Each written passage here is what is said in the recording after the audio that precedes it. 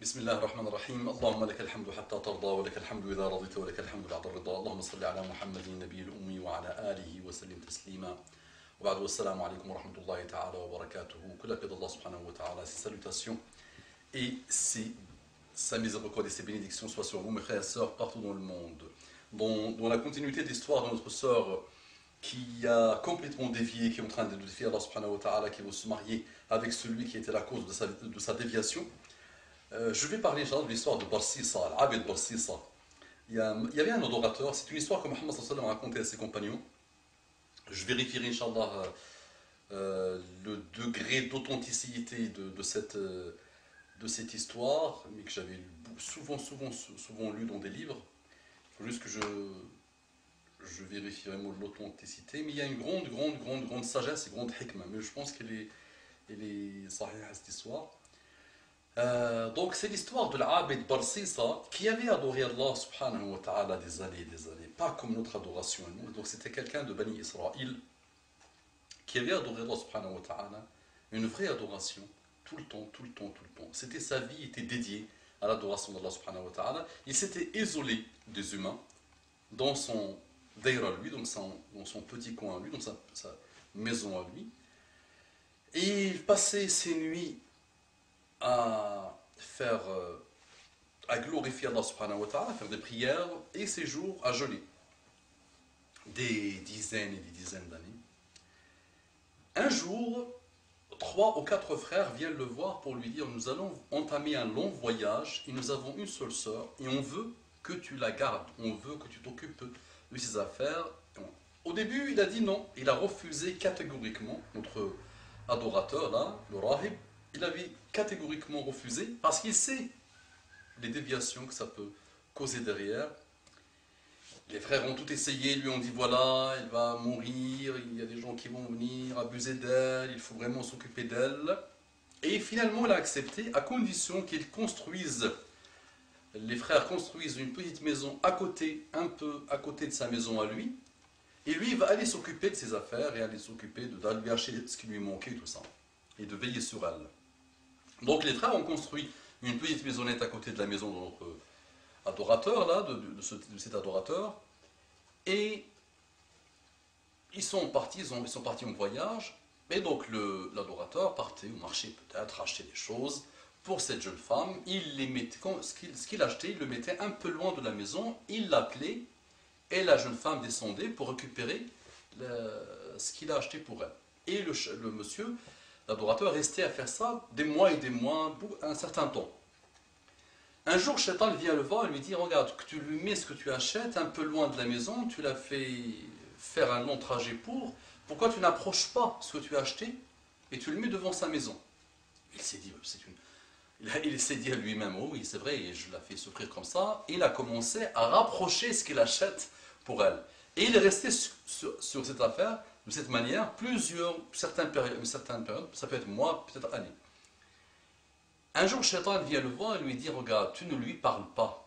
Tu achètes des choses, tu lui mets devant sa maison, tu ne lui parles pas, elle commence à se sentir seule, elle commence à déprimer. Il faut au moins que tu lui adresses un peu la parole, même la conseiller un peu, même la soulager un peu. Et regardez comment Shaitan fait, mes frères et sœurs.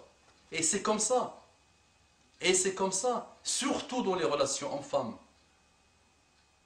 Surtout dans les relations hommes-femmes. Et ce qui se passe aujourd'hui dans le monde, c'est un défi pour nous. Ça nous démontre que la seule porte de salut, c'est la paix avec Allah subhanahu wa ta'ala et l'application de ce qu'Allah nous demande. À une époque, on rigolait sur ça. Les gens rigolaient sur ces préceptes de l'islam. Et maintenant, on voit les déviations quand on ne les pratique pas, quand on ne les met pas en œuvre. Et donc, il commence à lui parler, prêcher peut-être, commence à lui dire des choses bien, la conseiller. Un jour, Shaitan lui dit: tu parles à l'extérieur, pourquoi tu n'entres pas à l'intérieur, discuter un peu avec elle, lui tenir un peu compagnie. Et il a commencé à entrer, à rester un peu avec elle, 10 minutes, un quart d'heure peut-être, parler un peu, conseiller un peu, et il rentrait chez lui. Un jour, il lui dit: pourquoi tu ne restes pas plus avec elle? Elle est vraiment solitaire, elle est toute seule, la pauvre.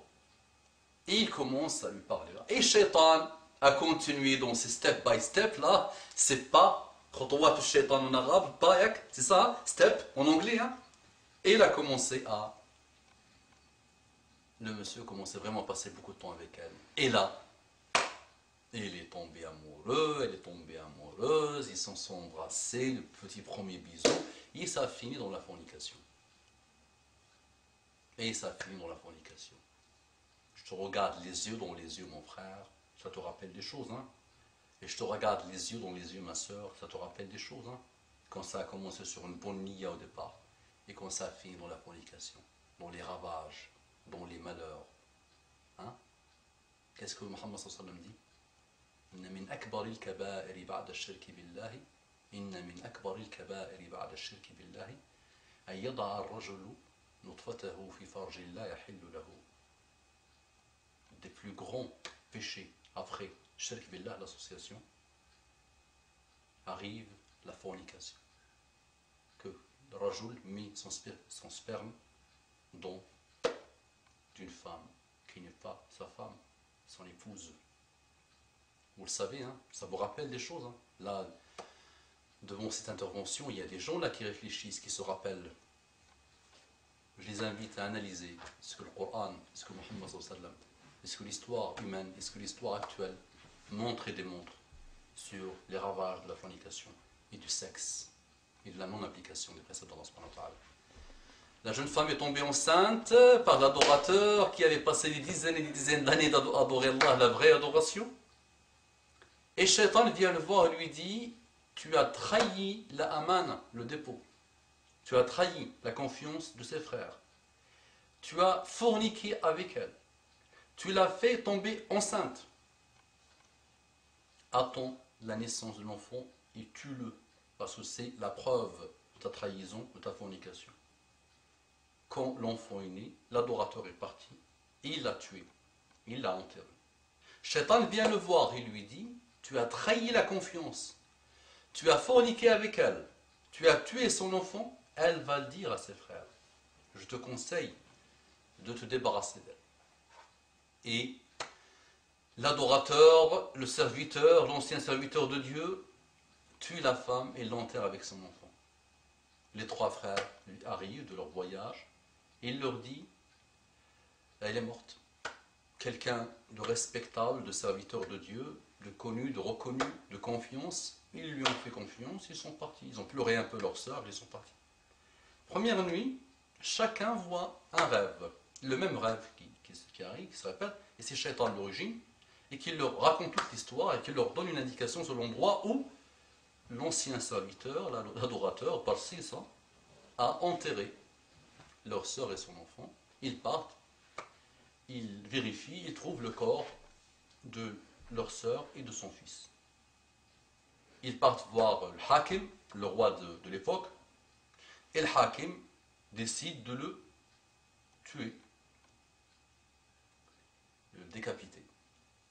Shaitan vient le voir et lui dit: prosterne-toi devant moi et je te sauverai de cette sentence de la mort. Et il se prosterne et on le tue.